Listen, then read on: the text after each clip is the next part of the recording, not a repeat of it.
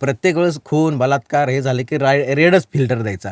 हो अरे हे बाबा. पण हे त्याच्या व्यतिरिक्त काय वेगळं असेल ना. हो माझं म्युझिक जास्त चांगलं केलं आणि मला ते लोकांपर्यंत पोहोचलं पाहिजे ह्या गोष्टीमुळे मग नाटकाचं सगळी जी लेवल आहे ती डायलॉग लेवल ती सगळी मरते आणि फक्त म्युझिकच ऐकू येतं.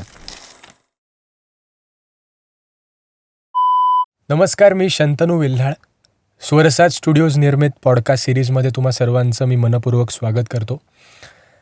आजच्या या एपिसोडचा आपला विषय आहे प्रकाश योजना, प्रकाश संयोजन, ध्वनी संयोजन आणि रंगमंच व्यवस्था. तर ह्या चारही विषयांवर आणि बहुतांशी प्रकाश योजना या विषयावर आपल्यासोबत आज बोलायला आहे सुधीर फडतरे. सुधीर दादा, तुझं मनापासून स्वागत.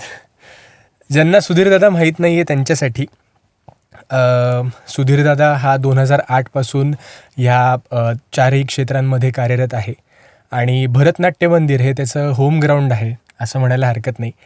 आणि ज्या कोणत्या स्पर्धा होतात, म्हणजे ज्या कॉलेज लेवलच्या स्पर्धा असतील किंवा स्टेट लेवल म्हणू आपण, त्या स्पर्धांमध्ये सुधीर फडतरे हा हुकमी एक्का असतो. तर त्याच्याशी आपण आज गप्पा मारणार आहोत आणि ह्या विषयांबद्दल अधिक खोलवर जाऊन समजून घेणार आहोत की हे किती गरजेचे आणि महत्त्वाचे विषय आहेत कोणत्याही प्रयोगासाठी किंवा कोणत्याही सादरीकरणासाठी. तर आपण सुरुवात करूयात. सर्वप्रथम ज्यांना माहीत नाही आहे त्यांच्यासाठी प्रकाश योजना म्हणजे काय, एकदम थोडक्यात जर सांगितलं तर तो एक वॉर्मअप होईल. आता आपण जेव्हा नाटक लिहायला घेतो किंवा एकांकिका लिहायला घेतो, त्याचा विचार करतो, त्यावेळेस लेखकाच्या डोक्याने किंवा त्याच्या विचाराने जे काय आहे ते तो लिहायचा प्रयत्न करतो. त्यानंतर दिग्दर्शक ते बघतो, वाचतो, त्यानंतर त्या डोक्यात कल्पना येते की बाबा आपण हे नाटक करायला पाहिजे किंवा असंही होतं की बाबा दोघांनी ठरवून एखादी गोष्ट किंवा एखादी कन्सेप्ट जर केली की आपण ह्या विषयावर नाटक लिहतो, तो नाटक आपण मी दिग्दर्शन करतो आणि कलाकार घेऊन आपण नाटक करूयात. पण ह्या 3 जरी महत्त्वाच्या गोष्टी असल्या म्हणजे लेखन, दिग्दर्शन, अभिनय, ह्याचबरोबर सगळ्यात महत्त्वाची गोष्ट ती पण म्हणजे प्रकाश. या प्रकाशाशिवाय तुम्ही कुठलीच गोष्ट करू शकत नाही. त्यामुळे तुम्ही कुठे साधं पथनाट्य जरी म्हटलात तरी तुम्ही उजेडाचा सहारा घेऊन तुम्ही ते किंवा जेणेकरून सगळ्यांना दिसावं आपलं जे काय आहे ते सादर करावं असंच तुम्ही बघता. तर प्रकाश हा तुम्हाला कुठल्याही कामासाठी हा लागतोच आणि त्याला तुम्ही तेवढं ते प्रकाश टाकणं गरजेचं आहे. हो, कोणतंही सादरीकरण असेल तरी, कुठलंही सादरीकरण असलं. राईट. आणि प्रकाश योजनेसोबत तू काही अंशी ध्वनी संयोजनाबाबतीत पण काम करतोस. तर त्याबद्दल काय सांगशील की ध्वनीचा वापर हा किती गरजेचा आहे? ध्वनीचा वापर हा खरं तर गरजेचा तुम्ही काय करताय त्याच्यावरती अवलंबून आहे. राईट. आता जर संगीत नाटक असेल तर तुम्हाला हे गरजेचं आहेच आहे, ध्वनी गरजेचा आहे किंवा तुमचं म्युझिक हे गरजेचं आहे. राईट. पण ते कशाच्या बेसिसवर तुम्ही ते म्युझिक डिझाईन करता. आता संगीत नाटकाचं जे म्युझिक आहे ते संगीत नाटकाच्या पद्धतीने जातं. बरोबर. तुम्ही ज्यावेळेस प्रायोगिक नाटक करता त्यावेळेस ते प्रायोगिक नाटकाच्या धाटणीचं ते म्युझिक असतं, व्यावसायिकला व्यावसायिकचं असतं. असं प्रत्येक आपल्या ह्या प्रकारांमध्ये वेगवेगळं म्युझिक असतं. आणि ध्वनी म्हणजे म्युझिक आपण म्हणतो. आता ध्वनी संयोजन म्हणजे काय तर म्युझिक, बॅकग्राऊंड म्युझिकसाठी आपण म्हणजे बॅकग्राऊंड म्युझिक जर नसेल नाटकाला तर तेवढं नाटक ते कलाकारांपर्यंत पोहोचत नाही, त्याचे इमोशन किंवा इफेक्ट कळत नाहीत. साऊंड ऑपरेशन बेसिकली सगळ्याच दृष्टीने की त्याला त्याचा आधार लागतो. बरोबर. आणि महत्त्वाचं म्हणजे की आता मी जसं मेन्शन केलं मगाशी सुद्धा की 2008 पासून तू ह्या क्षेत्रांमध्ये कार्यरत आहेस. तर तुझा एकंदरीत अनुभव काय होता, म्हणजे अडचणी काय काय येतात या संयोजनामध्ये सगळ्याच बाबतीत? खरं अडचणी ह्या क्षेत्रात खूपच आहेत. म्हणजे प्रत्येक गोष्टीचा विचार करावा लागतो. म्हणजे नाटक बसवताना पहिली गोष्ट म्हणजे लेखक तयार असतो, दिग्दर्शक तयार असतो, त्यानंतर कलाकारांचे वेळा आणि त्यांचे थोडेसे डेट्स आपण ते मॅनेज करेपर्यंत अर्धा वेळ गेलेला असतो. त्याच्यानंतर मग नाटक बसल्यानंतर मग परत मुद्दा येतो, आता प्रकाश योजना कोणी करायची आणि कशी करायची. बरोबर. त्यानंतर परत सेम ध्वनी संयोजन असतं, नेपथ्य असतं. हम्म. पण ह्याच्यामध्ये बेसिक गोष्टी निर्मात्याच्या किंवा जो एकांकिका किंवा नाटक जो उभं करणारा असतो हम्म. त्याचं परत बजेटचा खूप मोठा इश्यू असतो. बरोबर. नाटक लिहिणं तसं सोपं नाही, पण त्याला पण एक काहीतरी असतं, पण ते फक्त लिहिणं आहे ते. बरोबर. त्याच्या पाठीमागचं त्याला नाटक उभं करण्यासाठीचं जे एक विजन असतं किंवा एक तंत्र असतं, त्याच्यासाठी थोडं आर्थिक गणितांची जुळवाजुळव करता ते जरा थोडं अडचणीचं होतं. म्हणजे प्रकाश योजना म्हटलं तरी आता एखादं प्रायोगिक नाटक एखाद्याने जर करायचं म्हटलं तर सेट तुम्ही जरी सिम्बॉलिक दाखवला तर तुम्हाला सगळा तुमचं नाटक हे तुम्हाला प्रकाश किंवा प्रकाश योजनेवर तुम्हाला ते तोलून धरावं लागतं. राईट. मग ह्यात परत मुद्दा येतो आर्थिक गणितांचा. मग ते त्या निर्मात्याला परवडणार आहे का किंवा जो करणार आहे त्याला ते परवडणार आहे का. म्हणजे डोक्यात किती भारी विजन असले, किती भारी तुमचे इफेक्ट असले तरी ते पैशाअभावी किंवा बजेट अभावी ते करता येत नाहीत. त्यामुळे ह्या गोष्टी ह्या अडचणीच्या आहेतच. त्यामुळे इक्विपमेंट पण आता लॉकडाऊन नंतर थोड्याशा वेंडर्सनी थोडंसं त्यांचे वाढवलेले आहेत प्राईस, म्हणजे त्याचं भाडं वाढवलेलं आहे किंवा काय. म्हणजे जर एखादं तुम्हाला एका ठिकाणी जर तुम्हाला जर 2 प्रोफाईल वापरायची जर गरज आहे त्या नाटकासाठी तर तुम्हाला ते खूप तिकडे तुम्हाला हे करावं, ॲडजस्ट करावंच लागतं. त्याशिवाय मग ते नाटक उभं राहत नाही. आणि नंतर मग जर आपण जरी खूप हे केलं नाही मला पाहिजेच आहे किंवा मला ते लागणार आग्रह जर धरला तर मग ते नंतर इफेक्ट मिळतो तुम्हाला, पण नंतरच्या प्रयोगासाठीचं किंवा नंतरच्या खर्चासाठीचे जे काय तुम्ही जे बजेटिंग असतं ते हलतं. बरोबर. तर मुद्दा सगळ्यात मोठा हा आर्थिकच आहे. बाकी तुम्ही तुमच्या जर दिग्दर्शक आपला निर्माता जर व्यवस्थित असेल की बाबा हां मला चालणार आहे तुम्ही करा, तेवढा खर्च करण्याची तयारी आहे, तेव्हा काही प्रॉब्लेम येत नाही. बरोबर. आणि हेच जर आपण बघितलं की लाईव्ह इव्हेंट्स आणि जे ऑर्गनायझर्स असतात त्यांच्यासोबतचे खटके उडणं वगैरे ह्या सगळ्या गोष्टी आपण बघितल्या, तर हे संयोजन करताना किंवा ऑपरेशन, लाईट ऑपरेशन म्हणू किंवा साऊंड ऑपरेशन, तेव्हाचे काय अडथळे असतात? नाही, ते इव्हेंट हा जो आपण करतो तो खरं एक पूर्वनियोजित इव्हेंट असतो. म्हणजे त्याला तुम्ही आयत्या वेळेस कुठलाही हे येत नाही. पण जरी पूर्वनियोजन जरी म्हटलं आपण तरी आयत्या वेळेसचे जे काय त्यांच्या रिक्वायरमेंट असतात किंवा त्यांनी जे रिक्वायरमेंट दिलेली असते ती जर आपण पूर्ण म्हणजे रिक्वायरमेंट आले की आपण ती पूर्ण करणं आपलं कामच आहे किंवा तेच आपलं एक हे असतं, कर्तव्य असतं. ते पण आयत्या वेळेस जर एखादी गोष्ट मागितली किंवा मला हे पाहिजे बरं तेव्हा शक्य नसते. मग आता इव्हेंट म्हटल्यावर किंवा काय म्हटल्यावर आपण आपल्याकडनं 100% द्यायचा प्रयत्न करतो, पण थोडंसं लेट होतं किंवा काय होतं. त्यात परत त्यांचं वेगळंच हे असतं की आम्ही ह्या कंपनीचंच तुम्हाला आम्ही हे मॉडेल सांगितलं होतं, तुम्ही ह्या कंपनीचं का आणलं किंवा तुम्ही हे असंच का केलं, ते तसंच का केलं.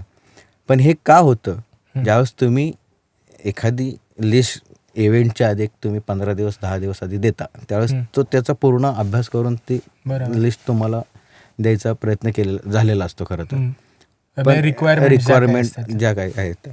पण आयत्या वेळेस जर एखादी वस्तू जर तुम्हाला आयत्या वेळेस मागवली तर ती खरं तर त्यांनी पण ती ऍडजस्ट केली पाहिजे की ठीक आहे बाबा आपल्याला आपण आयत्या वेळेस उपलब्ध करून दिली किंवा आपल्याला मिळाली, त्या गोष्टीमध्ये समाधानी जर राहिलं तर ते पुढचे तुमचे हितसंबंध किंवा तुमचे जे कॉन्टॅक्ट ते चांगले राहतात किंवा त्याला जास्त अडथळा येत नाही. पण तुम्ही जर अडूनच राहिलात नाही आम्हाला हे चालणारच नाही, आम्हाला हेच पाहिजे किंवा आम्हाला तसंच पाहिजे, मग त्यानंतर मग वेंडर पण नाराज होतात की बाबा आपण एवढं त्यांना ॲडजस्ट करून दिलं, हे तर आपल्या लिस्टमध्ये नव्हतंच तरी आपण त्यांना अवेलेबल करून दिलं 11th आवरला.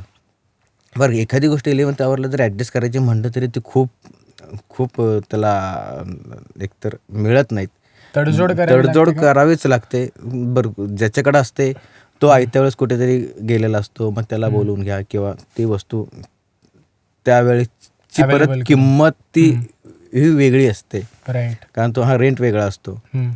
त्यामुळे हे जरी तुम्ही एखादी लिस्ट दिली आणि एखादी पूर्वनियोजित असलं तरी हे प्रॉब्लेम येतात आणि जर हे प्रॉब्लेम जर एखाद्याने जर सॉल्व्ह केले तर त्याच्यावर त्यांनी थोडंसं समाधानी किंवा ठीक आहे आता आमच्याकडनं थोडी ही गडबड झाली, नेक्स्ट टाइम आपण ह्याच्यावर थोडं परत विचार करून आपण हे सॉल्व्ह करण्याचा प्रयत्न करू. समजूतदारपणाने आपण हे जर केलं तर सगळ्या गोष्टी व्यवस्थित आणि सुरळीत होतात आणि तुमचे कामावर त्याचा परिणाम होत नाही. आता यामध्ये अजून पर्सनल लेव्हलला जाताना मी असं विचारू इच्छितो की किस्से अनेक घडत असतीलच आणि जे मजेदार पण असू शकतात आणि भरपूरदा तू जसं म्हणतो की लॉसमध्ये घेऊन जाणारे पण असतात. तर असे कोणते किस्से आहेत की जे तू विसरू नाही शकत, की ह्या स्पर्धांच्या वेळेसच घडलेले किंवा प्रयोगांदरम्यान घडलेले असे कोणकोणते किस्से आहेत? म्हणजे एखाद जर किस्सा तू सांगितलास तर खूप आवडेल. किस्से आता खरं रोजच किस्से घडतात. किस्स्याशिवाय आमचं कामच पूर्ण होत नाही. पण काही काही किस्से असे असतात की त्याच्यातनं तुम्ही शिकता पण, तुम्हाला त्याचा अनुभव पण येतो किंवा त्याचा वाईट अनुभव येतो.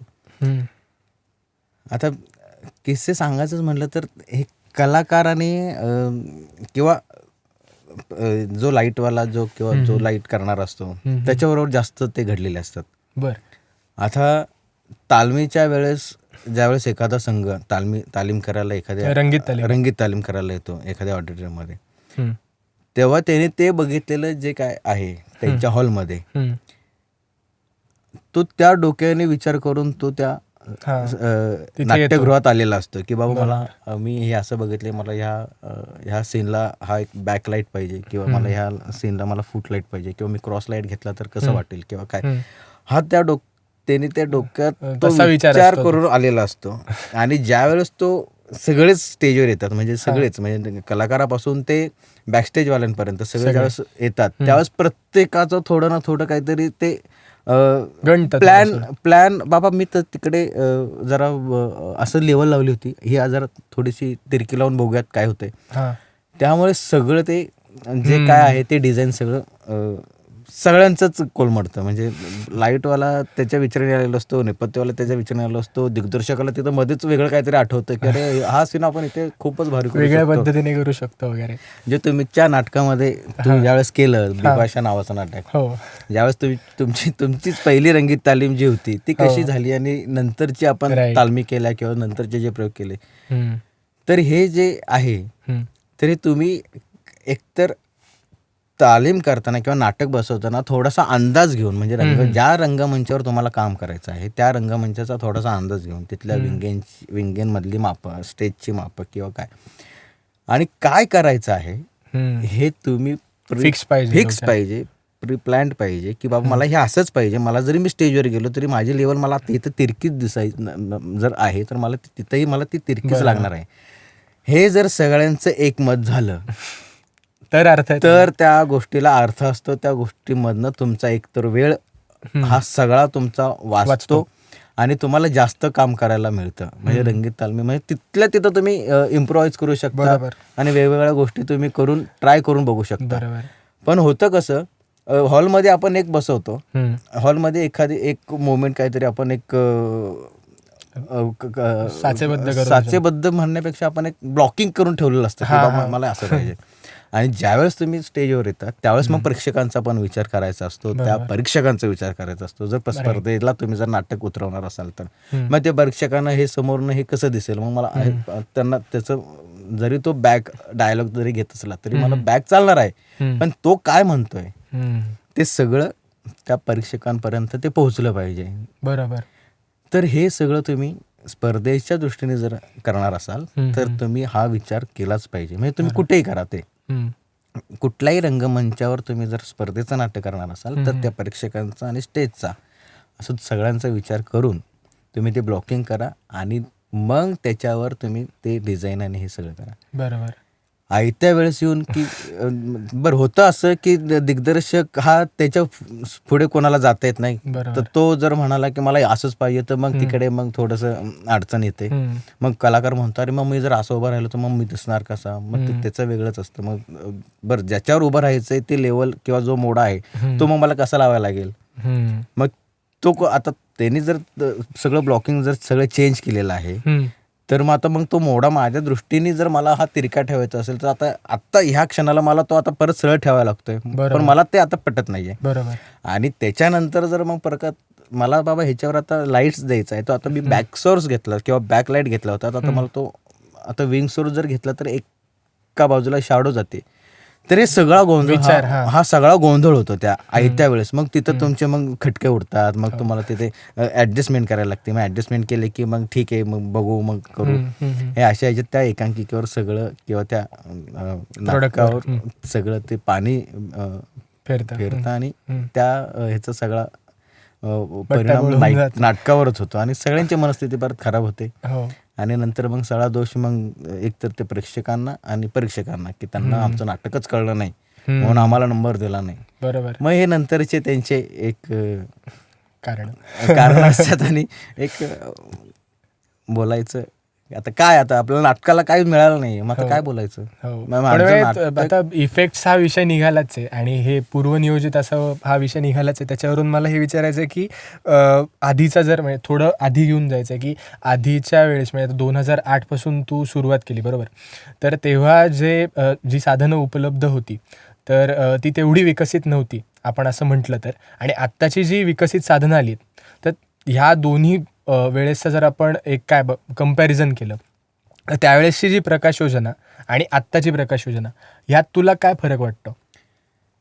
मी 2008 मध्ये ज्यावेळेस भरतला यायला लागलो, म्हणजे माझं असं खरं नव्हतं की आपण ह्या क्षेत्रात यायचंय. मी येत होतो आणि येत राहिल्यामुळे जरा त्या गोष्टीची थोडीशी एक अटॅचमेंट आणि एक इंटरेस्ट वाटायला लागला त्या गोष्टीमध्ये. आणि मी ज्यावेळेस ज्यांच्याकडे यायचो ते बाबा साठे म्हणून भरतमध्ये पहिले कॉन्ट्रॅक्टर, म्हणजे ज्यावेळेस मी होतो त्यावेळेस ते त्यांचं कॉन्ट्रॅक्ट त्या भरतमध्ये होतं. आणि तेव्हा भरतचे लाईट रूम स्टेजच्या अलीकडे, म्हणजे भरतची लाईट रूम आणि साऊंड रूम हे बरोबर स्टेजला लागूनच वरती, आता ती मागे गेलेली आहे. तेव्हा त्यांच्याकडे लाईटची पण व्यवस्था होती आणि तेव्हा 500 वॅटचे दिवे होते. 500 वॅटचे बेबी स्पॉट, म्हणजे आता आपण आपल्या नाटकीय भाषेत स्पॉट म्हणजे त्या वस्तूला स्पॉट म्हणतो आणि शूटिंग मध्ये बेबी म्हणतात. ह्याच्यात हा फरक मला तेव्हा कळाला. म्हणजे बेबी म्हणजे काय हे मला काय कळायचं नाही. बेबी म्हणजे काय, तर तेव्हा ते त्यांच्या भाषेत तो छोटा स्पॉट. आणि त्यानंतर मग सोलार किंवा किनो जे काय लाईट्स आहेत शूटिंगच्या ह्यानी, तर त्याच्या ह्याच्या कम्पेअरने त्या बेबी स्पॉट म्हणजे लहान स्पॉट म्हणून त्याला बेबी, आणि आपल्या भाषेमध्ये स्पॉटलाईट. तर ते स्पॉट हे 500 वॅटचे असायचे तेव्हा. आणि पाठीमाग बॅक हंड्या असायच्या. आता जे भरतला जे वर्किंग हंडी म्हणून जे आहे, आता ते कुठेच नाही, कुठल्याच नाट्यगृहात तशी हंडी नाही आहे, ते अजूनही भरतला आहे. आणि तशा हंड्यांमध्ये पूर्वीचे प्रकाश योजनाकार डिझाईन करायचे ते लाईट आणि तसे ते नाटकं करायचे. मग त्यामध्ये तेव्हा सेक्शन लाईट असतील का मग तर मला माहिती नाही, कारण की अख्खा फ्लड लाईटमध्ये सेक्शन कसा करणार. तर मग एक जे मी ज्यांना विचारायचो किंवा जे भरतचे जे काही जुने जाणकार जी मंडळी आहेत त्यांना मी विचारायचो की बाबा हे तुम्ही आता हे करताय, आता आलंय आपल्याकडे, आता हे काही काही गोष्टी जरा विकसित झालेल्या आहेत त्यामुळे आले, पण तुम्ही तुमच्या वेळात तर हे नव्हतं, पल्सर नव्हता, पॉवरटॅक नव्हता, त्यावेळेस ते डिमर असायचे. आणि ते डिमरवर ते पण किती 1500 वॅट म्हणजे किंवा 1000 वॅट असं ते असायचे. आणि एका डिमर म्हणजे तू तेच म्हणतो जे आपण वरती हँडलनी करायचं होतं ते थोडंसं अजून अलीकडच्या काळातलं आहे. पहिलं ते हाताने फिरवायला लागायचं ते बरण्या, असं असेवाले डिमर असायचे. आणि ते सांगताना सांगायचे की आम्ही 20-20, 25-25 डिमर असे समोर ठेवून असे ते ऑपरेट करायचं. बरं, त्यावेळेस ते कठीण होतं, ते कठीण होतं तेव्हा. पण कठीण असलं तरी ते त्यांच्या काळातलं प्रगत इक्विपमेंट होतं ते. म्हणजे आता जर आपल्याला जर त्या बरण्या जर दिल्या आणि तुमच्या समोर जर 12 डिमर जर तुम्हाला पाहिजे असतील आणि जर 12 बरण्या जर तुम्हाला दिल्या आणि आता याच्यावर ऑपरेट करा, तर जो लाईट करणार तो म्हणेल की मी इथेच तुम्हाला रामराम मला सोडा. तर तेव्हा त्यांच्या काळातलं म्हणजे ज्यावेळेस मी ज्यांना विचारायचो त्यांच्या काळातलं ते प्रगत थोडंसं इक्विपमेंट आलेलं होतं. तर ते 500 वॅटचे दिवे असायचे, ते फ्लड लाईट म्हणजे ते ज्या हंड्या ज्या आहेत त्याच्यावर असायचे. आणि त्याला मग परत ते जिलेटिन पेपर लावून मग ते जसं आपण कलर इफेक्ट देतो, जिलेटिन पेपर त्यावेळेस जास्त असायचे खरं तर, म्हणजे जास्त असतील असं मला वाटतंय. कारण तेव्हा संगीत नाटकं आणि अशीच थोडंसं, आता भरतनाट्य मंदिरमध्ये संगीत नाटकं आणि अशाच सगळी नाटकं व्हायची सगळी. आणि ते आणि त्या ज्या हंड्या आहेत त्या खालून द्यायचे, ते म्हणजे फूट जसं आपण फूटला जो स्पॉट लावतो तो तसं spread ते व्हायचा. स्प्रेड व्हायचा. म्हणजे ते खालून ते लावायचे त्या हंड्या सगळ्या आणि त्याला मग जिलेटिन पेपर लावायचे. त्याच्या आधी जिलेटिन पेपरच्या आधी रंगीत काचा मिळायच्या बर त्या स्पॉटच्या समोर टाकण्यासाठीच्या. बर हां, तर तशा त्या काचा तुम्हाला त्या तयार करून आणायच्या. म्हणजे त्याला मग लाल असेल, निळा असेल, हिरवा असेल, पिवळा असेल, आता पेंट केलेल्या पेंट असायच्या का? केलेल्या काचा. म्हणजे जे ॲक्रेलिक आपण जसं म्हणतो ॲक्रेलिकवर आपण पेंट करून तो इफेक्ट काढायचा हे करतो तसं तेव्हा ते इफेक्ट त्यांनी काढायचे. बरं. आणि नंतर मग जेलेटिन आली. मग जेलेटिन नंतर मग आपण जे आता पारसाठी Filter paper. फिल्टर पेपर तसे आले. हम्म. आणि ते त्या म्हणजे तसंच ते होत गेलं. मग आता त्या आता 500चा स्पॉटच्या ऐवजी आता तो त्यात फक्त बॉडी तीच राहिली, त्याच्यामध्ये 1000 वॅटचा फक्त दिवा आला. एवढं ते हे आलं, चेंज झाला. चेंज झाला. हम्म. पहिलं सांगितल्याप्रमाणे हो, हो. की त्या बरण्या. डिमरवर तुम्हाला बर्नरवर ते ऑपरेट करायला लागायचं. बरोबर. त्याच्याऐवजी मग ते भारतमध्ये जे हँडलवर आले, हँडलवाले मग एकाच बोर्डवर 12 डिमर बर जे तुम्हाला असं पसरून जे ऑपरेट करायला लागायचं ते तुम्हाला कॉम्पॅक्ट मध्ये आलं. तेच डिमर त्याच बरण्या फक्त थोड्या मॉडिफाय करून त्याला हँडल आले. त्याच्यानंतर मग ते एका साच्यामध्ये किंवा एका लाईन मध्ये एका मशीनमध्ये तुम्हाला ते ऑपरेट करायला ते सोपं यायला लागलं. परत त्याच्यानंतरची पुढची परत स्टेप जी आहे ती डिमर. म्हणजे ते डायरेक्ट तुम्हाला एका 2 फुटाच्या बोर्डवर तुम्हाला अख्खच्या अख्खं 18च्या 18 डिमर तुम्हाला मिळायला लागले. ते असं करत करत करत करत ते आलं, चेंज झालं. म्हणजे मी जेव्हा होतो, मी जेव्हा 2008 मध्ये आलो ना, तेव्हा मी हे वापरले. मी वापरले पण आणि मी ते बघितलंय पण की कसं ते वापरायचे, काय करायचे. आता तुम्हाला निळा इफेक्ट द्यायचा असेल किंवा एखादा रात्रीचा सीन असेल तर पाठीमागच्या बारला त्या हंड्या फ्लड ज्या लाईट जे असायचे ते टांगलेले असायचे आणि त्याला निळा पेपर हा कंपल्सरी लावूनच ठेवलेला असायचा. मग तो कधी काढायचाच नाही, कारण की त्याचं काम तेवढंच होतं त्या लाईटचं. बर म्हणजे त्या 3 हंड्यांचं काम तेवढंच होतं की ह्या रात्रीचा इफेक्ट असेल, पावसाचा इफेक्ट असेल, तिकडे त्या फिक्सच असायचं आणि त्याला तो निळा पेपर फिक्स लावलेलाच असायचा. त्यानंतर मग त्या हंड्यांच्या ऐवजी मग LED लाईट्स आली. LED मध्ये तर प्रोग्रामच करू शकतो. मग असं खूप चेंज होत गेलं. म्हणजे ते बसवण्यात म्हणजे जो काही आपण प्रवेश बसवतो त्या नाटकातला आणि त्यामधले जे इफेक्ट्स मी मगाशी जसं म्हटलो, तर त्या इफेक्ट्समध्ये काय बदल झाला का? खूप बदल झाला. म्हणजे जसं तुमचं तंत्र बदललं तसं तुमचं इफेक्ट पण बदलले. बरं. ज्यावेळेस तुम्ही एखादा स्पॉट कॉन्सन्ट्रेट करून एखाद्या माणसावर किंवा एखाद्या व्यक्ती कलाकारावर जर टाकतो आपण, किंवा त्याचा बाबा एक सोलो लुकी चालू आहे, पाठीमागं बॅकग्राऊंड म्युझिक चालू आहे, आणि तसं जर भीष्माचंच आता आमचं भरतचं एक नाटक आहे मत्स्यगंधा नावाचं. आता मत्स्यगंधाचं ज्यावेळेस तो भीष्म प्रतिज्ञा घेतो, ज्यावेळेस घेतो तो सीन तो खूप भारी आहे. म्हणजे भरतचे जे कलाकार आहेत ते खूपच छान काम करतात. आणि हा एक महत्त्वाची गोष्ट आहे की ज्यावेळेस कलाकार भारी काम करतो किंवा तो एक चांगलं द्यायचा प्रयत्न करतो, त्यावेळेस एक त्या माणसाची पण इच्छा असते की अरे हे पण आपण थोडंसं हायलाईट करून दाखवायला, कॉन्सन्ट्रेट झाला पाहिजे. तो लोकांना तेवढा सीन तो लक्षात राहिला पाहिजे, इफेक्ट राहिला पाहिजे. राईट. तर तेच आपण तेव्हा ते कॉन्सन्ट्रेट करून स्पॉट तो त्या कलाकारावर देऊन ती सोलवलं की आपण ते हायलाईट करायचो किंवा ते हायलाईट करायचे ते. त्याच्यानंतर मग आले पीसी लेन्स. फक्त आपण फ्रेझनलची पीसी लेन्स करून मग ती थोडी कॉन्सन्ट्रेट करून मग एखादा टॉप घेऊन, एखादा बॅकलाईट घेऊन तो अजून ती भूमिका करणार तो कलाकार, त्याचं जे काय स्ट्रक्चर आहे, पोश्चर आहे, ते अजून हायलाईट करण्यासाठी काय करायला लागेल, त्याच्यासाठी परत ते तू म्हणलास की त्यात काय बदल कर. त्यानंतर मग फोको एक आपल्या प्रोफाईलच्या ऐवजी बाबा ज्याचं बजेट नाही आहे, मग त्यांनी ती फोको लेन्स टाकून आपण तो एक हायलाईट तो कलाकार इफेक्ट देऊ शकतो. प्रोफाईल वाईज म्हणजे प्रोफाईल नसेलच बाबा. प्रोफाईलचं आत्ता नाही म्हटलं तरी भाडं ते 700-800च्याच पुढे तुम्हाला ते प्रोफाईलचं भाडं मिळतं. मग मला एका सीनसाठी जर मला 800 रुपये जर घालवायला लागले तर मला पुढचे जर माझे जर 5 प्रयोग करायचे म्हटले तरी मला मॅनेज तेवढ्या ह्याच्यासाठी मला 5-6 हजार रुपये नाही खर्च करता येणार. तर मग हे फोको एक पर्याय आपल्याला मिळाला तेव्हा.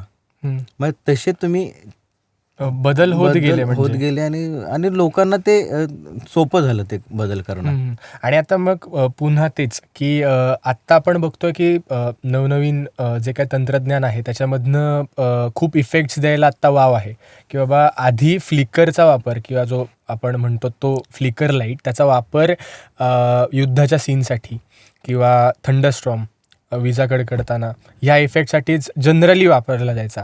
पण आता भरपूरदा असं होतं की त्याचा उपयोग खूप होतो आणि मग ते ओव्हरपॉवर करत जातं कुठेतरी. म्हणजे ती कल्पकता लांब राहते, तो सीनमधला कंटेंट लांब राहतो आणि म्हणजे सगळ्यांचं कॉन्सन्ट्रेशन त्या एका लाईटवर जातं किंवा त्या इफेक्टवर जातं आणि मग ते ओव्हरपॉवर होताना दिसतं.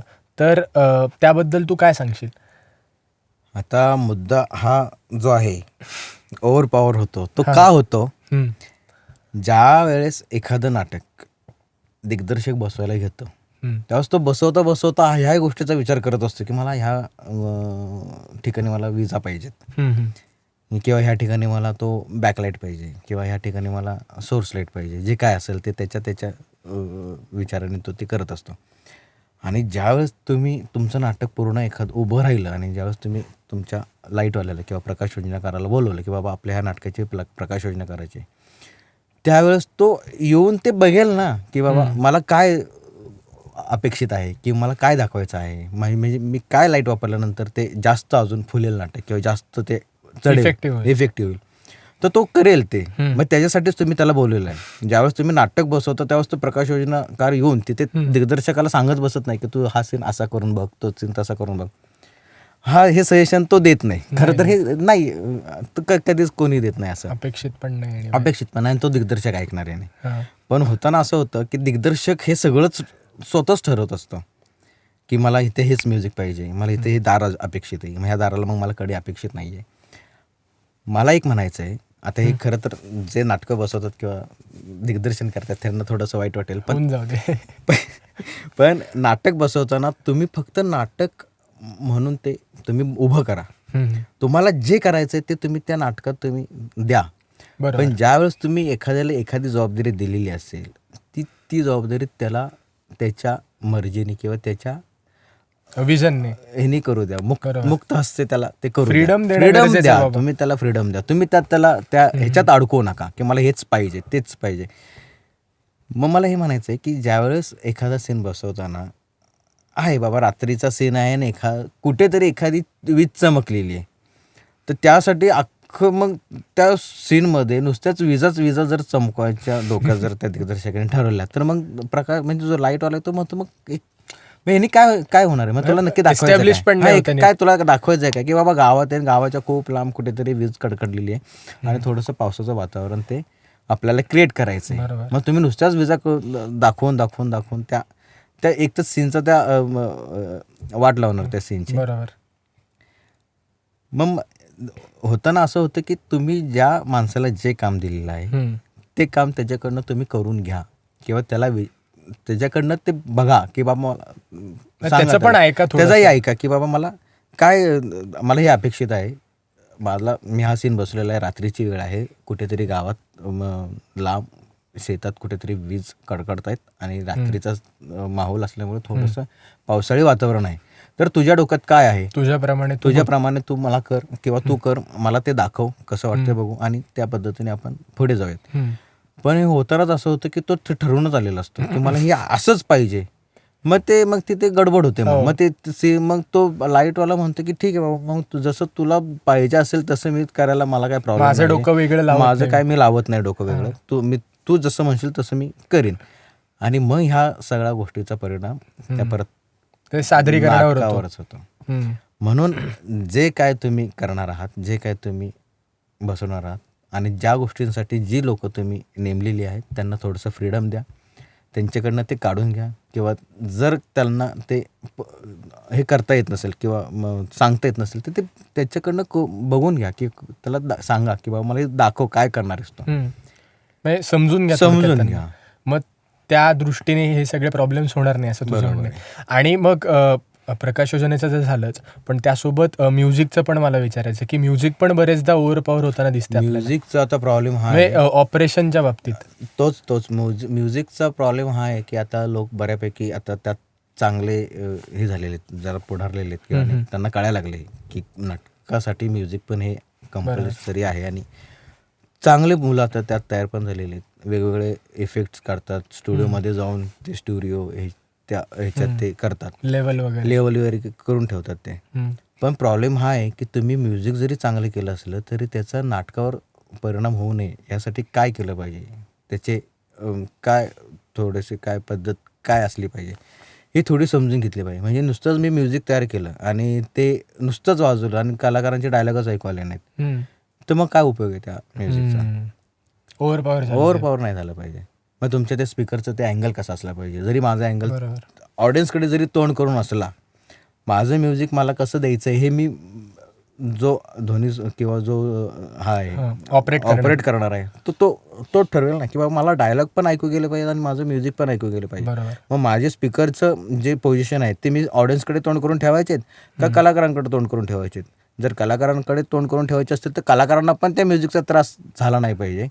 आणि हे जर ऑडियन्सकडे जर तोंड करून ठेवलं असेल तर त्या ह्याचा जो काय हे आहे आवाजाची इंटेन्सिटी जी आहे ती प्रेक्षकांना एक चांगली आणि स्वच्छ समाधानकारक ती वाटली पाहिजे. राईट. त्याचबरोबर ते डायलॉग पण आले पाहिजेत. हो.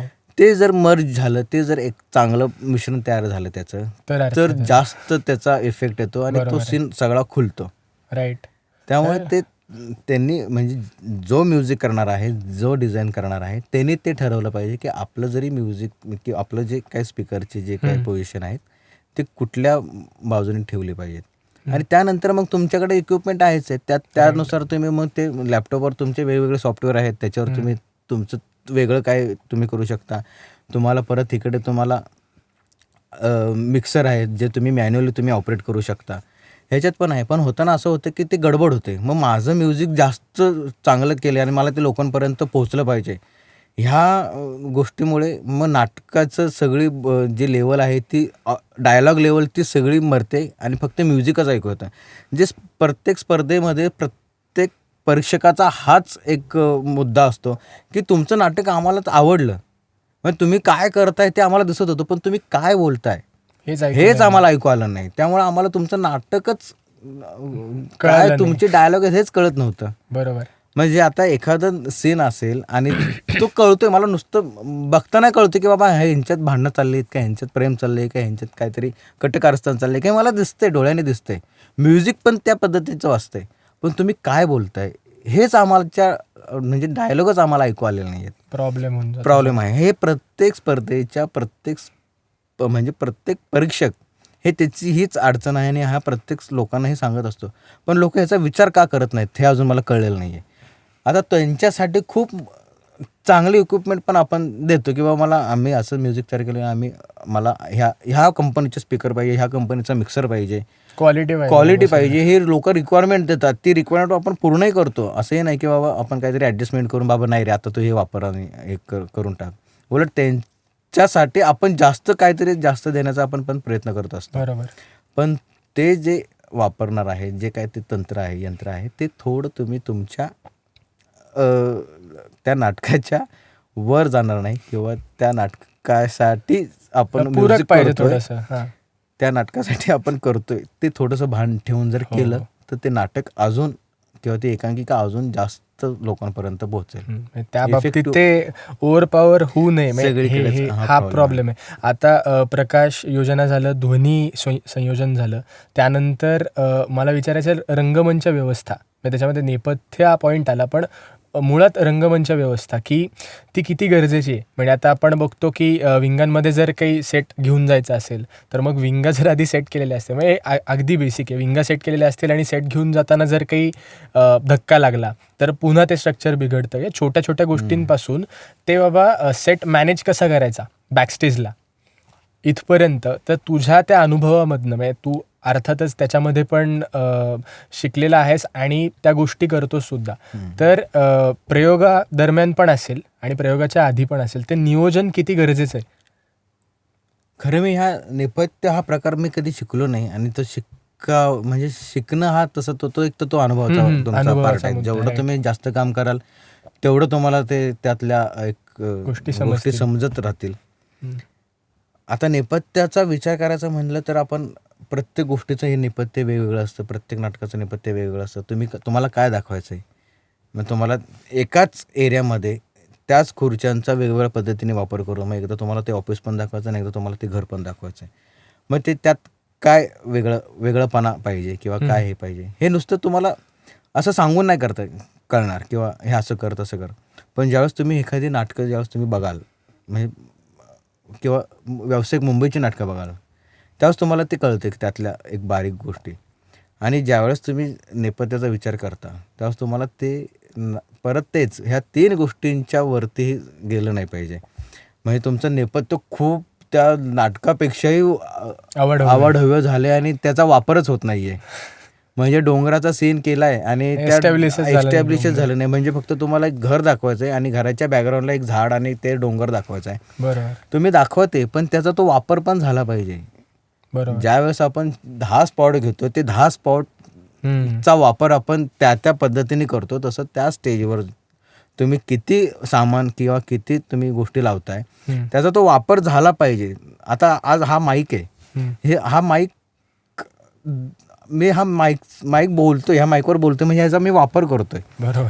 तिकडे माईक आहे पण मला तिकडे जायचंच नाही तर तिकडे लावला का तिकडे माईक? इतकं बेसिक आहे. एवढं बेसिक आहे आणि एवढं जर माहिती आहे तर तुम्ही ते गोष्टींचा जास्त वापर किंवा जास्त भरायचंय म्हणून भरू नका. जेवढं गरजेचं आहे तेवढंच भरा आणि ते दिसताना पण ते चांगलं दिसलं पाहिजे. परत ते असंच होतं की नेपथ्याला बक्षीस मिळत का नाही. बरं काय गोष्ट एकांकिकांमध्ये फक्त 3 मोडे, 1 खुर्ची किंवा 1 टेबल 2 हे, पण त्याचा वापर कसा केलाय त्यांनी एकाच गोष्टींवरती त्यांनी किती हे दाखवलं, आयडिया काय दाखवलं. मग तुम्ही प्रत्येक सेटवर वेगवेगळं जर दाखवलं आणि त्या गोष्टीचा तुम्ही वापरच जर केला नाही तर मग तिकडे ती गडबड होते. हा एक महत्वाचा मुद्दा आपण म्हणू शकतो की मॅनेज कसं करायचा. तो सेट तयार केलेला आहे बाबा पण तो मॅनेज पण करता आला पाहिजे आणि त्याचा वापर झाला पाहिजे. बरोबर. आणि आता थोडंसं शेवटाकडे वळताना 2 प्रश्न असे आहेत की एक म्हणजे जे ह्या फील्डमध्ये आहेत म्हणजे तुझ्यासारखीच अनेक लोक की प्रकाशयोजना करतात, ध्वनी संयोजन करतात, तेवढे पुढे येत नाही म्हणण्यापेक्षा तेवढं त्यांना ॲक्नॉलेज केलं जात नाही. तर ही खंत कुठेतरी राहते की बाबा ह्या लोकांशिवाय तो प्रयोग नाही आहे, सक्सेसफुल होणं शक्य नाही आहे. तर ह्यावर तुला काय वाटतं की ती खंत कुठेतरी राहते का? आता थोडं कमी झालेलं आहे ते, पण कुठेतरी ते दुय्यम म्हणूनच बघितलं जातं की बाबा अरे ह्याची गरज नसली तरी कलाकार मारून नेतील बाबा. तर असं कुठेतरी नाही आहे. हे आता मी करतो नाटक किंवा आपण आहोत या फील्डमध्ये आपल्याला माहिती आहे, पण हा दृष्टिकोन तसाच राहिला आहे का अजून? नाही, खरं तर असं आता नाही राहिलं. आता नाही राहिलं. आधी होतं तसं की बाबा ठीक आहे, नाही म्युझिक नसलं तरी चालणार आहे आपलं, आपण करूयात ते, किंवा नाही आम्हाला सेट नसला तरी आम्ही नाटक करू शकतो. पण आता ह्या गोष्टी प्रत्येक जण त्याचा बारकाईने विचार करतो आणि त्या पद्धतीने त्या ह्याच्यातले माहितगार लोकांना बोलवून ते त्यांच्याकडनं काही इनपुट्स घेऊन, त्यांच्याकडनं काही सजेशन घेऊन त्या गोष्टींमध्ये ते वापरायचा ते प्रयत्न करतात. आणि गरज निर्माण झालेली आहे. आणि हे बघ, जोपर्यंत तुम्ही एखादी गोष्ट वापरतच नाहीये, नुसतंच खिशाला पेन लावलाय, पण तो पेन कधीतरी काढून तुम्ही काहीतरी लिहा ना.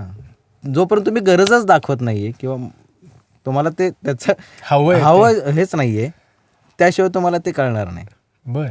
मग नाटकासाठी तुम्हाला हे बघा, प्रत्येक मी म्हणल्याप्रमाणे परत तेच की तुम्हाला नाटकामध्ये तुम्हाला लेखन, दिग्दर्शन, अभिनय, त्याचबरोबर तुमचं सगळ्यात महत्त्वाचं प्रकाश, मग तुमचं नेपथ्य, मग तुमचं संगीत, ह्या सगळ्यांचं एकत्रित मिश्रण जर व्यवस्थित योग्य पद्धतीने जर झालं तर ते नाटक, ती एकांकिका लोकांपर्यंत पोहोचते, ती भावते आणि नंतर मग ती स्पर्धेला जर कुठं असेल तर त्याला तुम्हाला तो नंबर मिळतो आणि त्याचं तुम्हाला बक्षीसही मिळतात.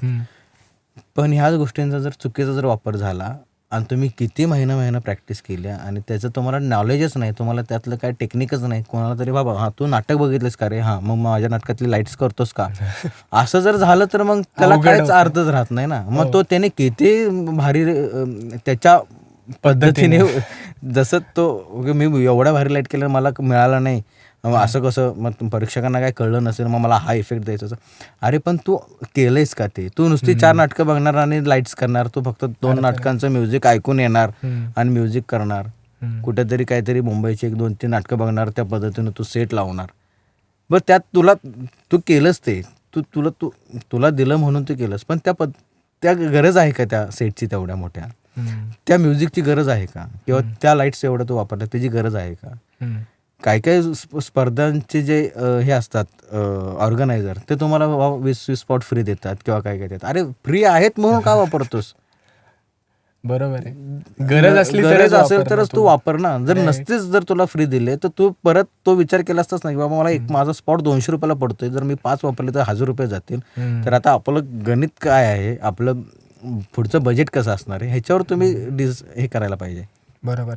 आणि ज्याच्यामध्ये मी असं म्हणत नाही की हे ज्याला येतं त्यानेच करायला पाहिजे, पण ज्याला येत नाही पण ज्याची शिकायची इच्छा आहे त्याने ते केलं पाहिजे. आता होतं असं की दादा मला लाईट शिकायच्यात, मी येऊ का रे तुझ्याकडे, किंवा मला सांग ना कशा लाईट्स करायच्या. अरे असं सांगून होत नाही. तो जर आला, तू बघितलं बाबा ते लाईट ॲडजस्ट करणं, ते घोडा आपण जे लाईट बारच्या खाली लावतो तो कसा लावायचा असतो, मग त्याच्यात तो घोड्यावर चढून तो स्पॉट आधी काय करायचं, मग ते जे काय बाउंडर असतील ते कशा उघडायच्या, मग ते पोझिशन कशी त्याची ॲडजस्ट करायची, किंवा स्प्रेड कॉन्सन्ट्रेट तो कसा होतो, हे तू बघितलंच नाहीस. तू बाबा 4 वेळा बघितलंस, 5व्यांदा तू बाबा मी करू का रे, मी करून बघू का, हे असंही कोणाची इच्छा नसते. फक्त येणार, हां दादा मला तू लय भारी केलंस रे, भारी इफेक्ट दिलास, मला पण शिकायचंय.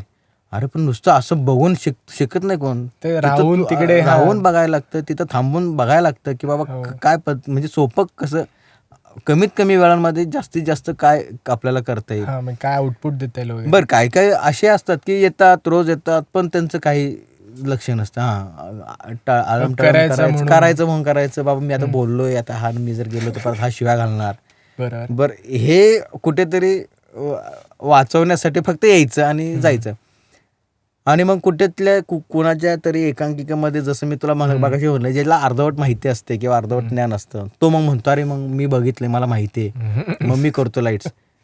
मग ते तिकडे जाऊन ते त्यांची डोकी चालवत असतात, एक्सपेरिमेंट करत असतात की मी भरतला असं बघितलं होतं, किंवा मी ह्या नाटकात असं बघितलं होतं, तर मी आता असं करून बघतो. अरे पण का, तुला माहिती आहे, त्याची गरज आहे का, तशी तुला त्या नाटकाची हे आहे का, शिकलाय का तू, ते इफेक्ट आहेत का. प्रत्येक वेळेस खून बलात्कार हे झाले की रेडच फिल्टर द्यायचा. पण हे त्याच्या व्यतिरिक्त काय वेगळं असेल ना, त्याच्या पाठीमागच्या भावना. तुम्ही हे बघा, जे तुम्ही रंग वापरता हे रंग जे आहेत ते 9 रसांमधलेच आहेत.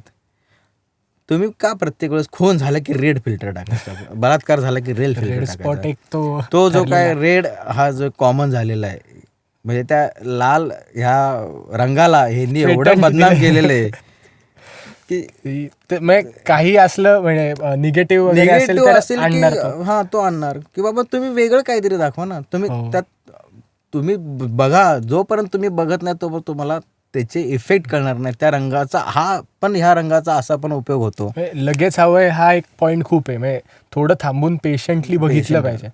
आणि मग तोच मुद्दा येतो की पुन्हा शेवटाकडे पुन्हा जाताना की करिअर करू जे पाहतात. आता तू मगाशी म्हटलंस की आधी हा प्रकार होता की ॲक्नॉलेजमेंट वगैरे कमी होती, पण आता लोकांना गरज निर्माण झालेली. तर आता जे येऊ पाहतात, म्हणजे बाबा तू म्हणालास की जी लोक खरंच थांबतात तिथे, बघतात, अनुभव घेतात त्याचा आणि मग करायला जातात मार्गदर्शनानंतर वगैरे असेल, तर त्यांच्यासाठी काय टिप्स आहेत की बाबा काय टप्पे आहेत किंवा काय शिकावं लागेल आणि मग ते करिअर म्हणून त्याच्याकडे बघू शकतो का? प्रकाश योजना आणि हे लाईट ऑपरेशन टेक्निकल डिपार्टमेंट आपण म्हणू त्याला.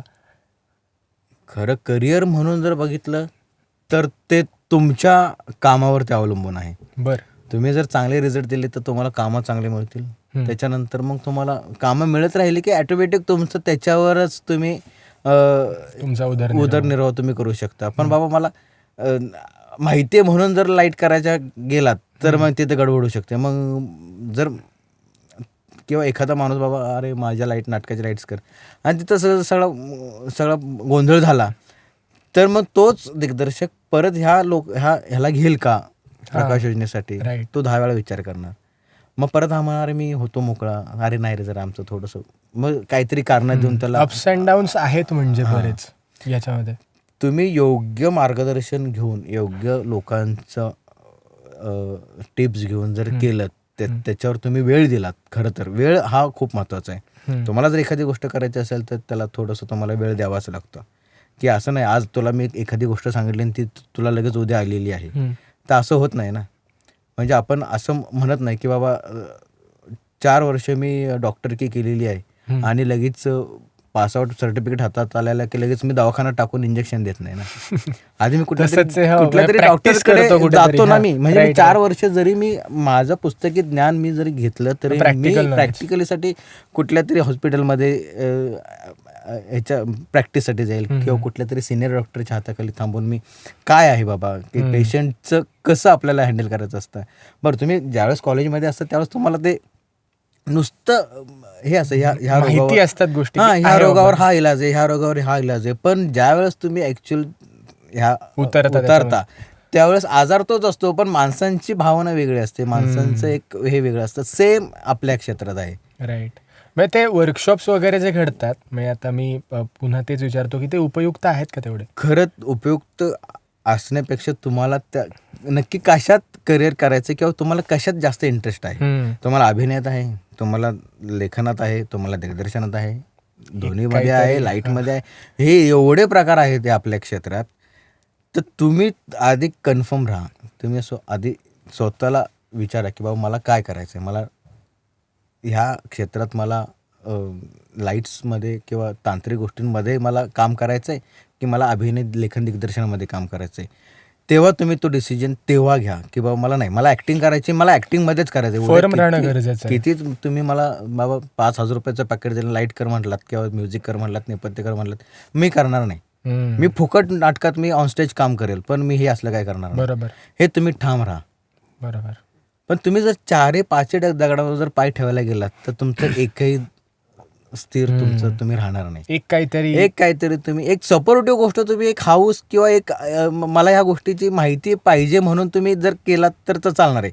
म्हणजे कसं की बाबा मी अभिनय पण करतोय पण मला ह्या गोष्टीत पण थोडं इंटरेस्ट आहे, मला ते शिकायचं आहे, पण मी ते करेलच, मला माहिती नाही. पूर्ण तिकडे न जाता शिकून फक्त शिकून घेणे हा महत्त्वाचा आहे. आणि या प्रत्येक गोष्टीचे खरं तर हे असतात, वर्कशॉप असतात, म्हणजे प्रकाश योजनेचं असतं, अभिनयाचं असतं, लेखन दिग्दर्शनाचं असतं, सगळ्याच जे असतात. पण ते जे वर्कशॉप घेणारे आहेत त्यांच्याकडे पण तुम्ही तुमच्या जे काय प्रॉब्लेम आहेत, तुमच्या जे काय अडचणी आहेत त्या तुम्ही विचारल्या पाहिजेत. म्हणजे मी आज 6,000 रुपये भरलेत आणि 2 महिने मी वर्कशॉप केलेलं आहे आणि नंतर मला त्यातलं काहीच कळलं नाही, असं नको व्हायला. राईट. आणि आता आपल्याला कन्क्लूड करता करता एक वन लाईनर तू टिप काय देशील की जे यू पाहत आहेत किंवा ज्यांना बाबा प्रकाश योजना किंवा हे जे मॅनेजमेंट किंवा टेक्निकल काम जे असेल त्याच्यामध्ये रस आहे, तर त्यांच्यासाठी तू एका वाक्यात काय सांगशील त्यांना? नाही आलं तर तुम्ही ते प्रामाणिकपणे करा. प्रामाणिक असणं गरजेचं आहे. आणि जे कराल ते एकनिष्ठेने आणि त्याच लाईननी करा. भले तुम्हाला किती त्यानंतर हे जरी झालं, अप्स अँड डाऊन झालं तरी तुम्ही तुमचं ध्येय सोडू नका. बरोबर. मग तुम्ही कुठल्याही क्षेत्रात जर ह्या क्षेत्राचा जर विचार केला तर ह्या क्षेत्रात खूप मार्ग आहेत तुम्हाला. म्हणजे तांत्रिकपासून ते ॲक्टिंग आणि लेखन दिग्दर्शनापर्यंत. पण तुम्ही जे काय कराल ते त्याच्यावर फोकस ठेवून ते तुम्ही करा, म्हणजे तुम्हाला नंतर त्याचा त्रास होत नाही. बरोबर. बाकी जे तुम्हाला आवडेल ते तुम्ही कराच. नक्कीच खूप मजा आली, कारण की तुझा हा वेगळा म्हणजे एक वेगळे साईड बघायला मिळाली. कारण की बरेचदा तू बोलतो कमी आणि जास्त काम करतो याच्यासाठी फेमस आहेस, पण बोललास तर खूप डीपली जातं ते. तसंच हे डीप आणि खूप उपयुक्त असं एक कॉन्व्हर्सेशन होतं. तुम्हालासुद्धा नक्कीच आवडलं असेल आणि असेच आपण अनेक पॉडकास्ट घेऊन येणार आहोत वेगवेगळ्या विषयांवर. तर त्यासाठी आम्हाला तुम्ही हा पॉडकास्ट कसा वाटला ते कमेंट्समध्ये नक्की सांगा. व्हिडिओ आवडला असेल तर लाईक, शेअर आणि सबस्क्राईब नक्की करा. स्वरसाज स्टुडिओज हे आमचं चॅनल आहे आणि अशाच गप्पा मारत राहू आणि तुला शुभेच्छा पुढच्या वाटचालीसाठी. धन्यवाद.